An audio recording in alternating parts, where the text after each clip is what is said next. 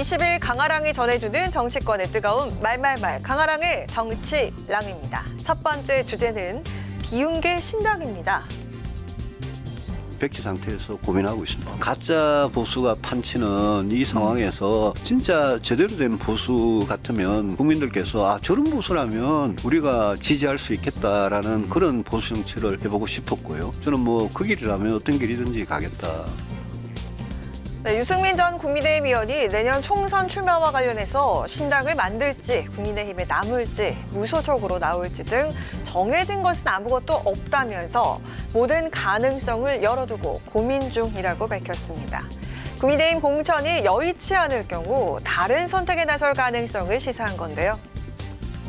신당할 거냐 남아있을 거냐 등 정해진 건 아무것도 없다. 저는 역으로 네. 나가신다는 말에 방점을 둔 것 같지는 않아서 그러면 국힘 안에서 출마가 가능하다. 네, 저희 당 당적을 가지고 어느 지역을 본인이 선택을 해서 공천 신청을 하는 과정이 있지 않겠습니까? 그렇겠죠. 그건 뭐 공천관리위원회에서 정하겠죠.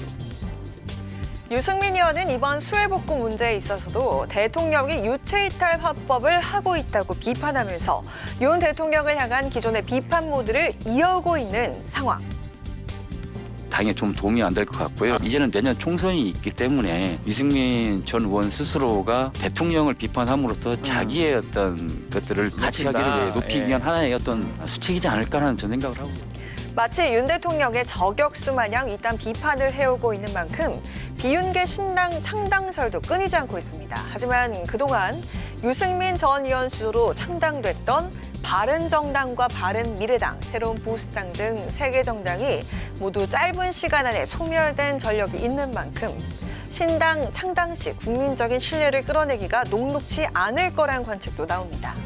한편 야권에서의 이딴 출마설의 주인공은 바로 조국 전 장관인데요.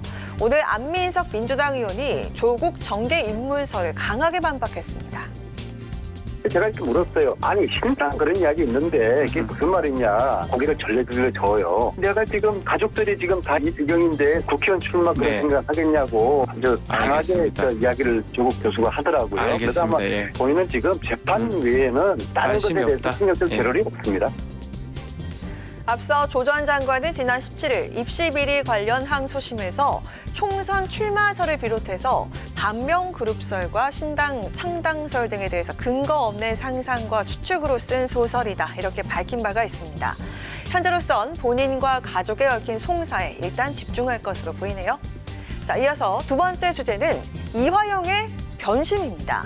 이재명 대표의 경기지사 시절 핵심 측근이었던 이화영 전 경기평화부지사가 최근 검찰 조사에서 이재명 대표의 방북 비용을 쌍방울이 대납하기로 한 것으로 이 대표에게 사전에 보고했다고 진술하면서 사건이 새 국면을 맞았습니다. 또한 쌍방울에 경기도지사의 방북 추진을 요청했다면서 기존 입장을 일부 번복한 것으로 전해졌는데요. 검찰이 수사를 해야 되는데 자꾸 정치를 하고 있는 것 같습니다. 이화영 전 부지사가 이처럼 진술을 번복한 변심의 이유. 민주당은 또 검찰이 이 전 부지사에게 허위 진술을 회유 압박하고 있다고 주장했고요. 친명계 좌장 정성호 의원은 신빙성이 없다고 일축했습니다. 하지만 국민의힘의 해석은 다양했습니다. 문제는 뭐 결정적인 증언이 나왔기 때문에 민주당 안에서도 좀 내홍이 심해질 가능성이 큰 게 이화영 그분은 이해찬 사람이거든요. 이해찬 대표가 손절했다 이재명을. 1년 이후에 대선이 있어가지고 이재명 지금 현재 민주당 대표가 자기 이제 뭐 대통령이 될 수 있다는 그런 절대적인 여건과 희망이 현실화될 수 있는 그런 상황이면 아마 이화영 부지사가 버틸지도 몰라요. 근데 그러기에는 본인도 자기 인생이 있고 자기 가족이 있는데 그걸 혼자 이걸 감당할 수 있다고요? 검찰이 조만간 이 대표를 피의자 신분으로 불러 조사할 방침으로 전해지고 있는 가운데 지난 18일 정당한 영장 청구에 대한 의원들의 불체포 특권을 포기하겠다고 결의한 민주당. 이번 일로 이 대표의 사법 리스크가 재부상하면서 불체포 특권 포기가 또다시 쟁점이 될 전망인데요. 8월 16일부터 저희가 회기가 다시 시작되거든요. 그 이후에 체포영장 동의서를 이제 내면서 민주당 의원들의 또 한 번 시험의 잣대에 오르게 하지 않을까라고 생각하고 있습니다. 네, 그간 쌍방울 의혹과 관련해서 내복 하나 사입은 것밖에 없다. 이렇게 진술을 해왔던 이재명 대표. 이번 이화영의 진술 번복이 가져올 그 파장에 민주당의 촉각이 곤두서고 있습니다. 지금까지 강아랑의 정치랑이었습니다.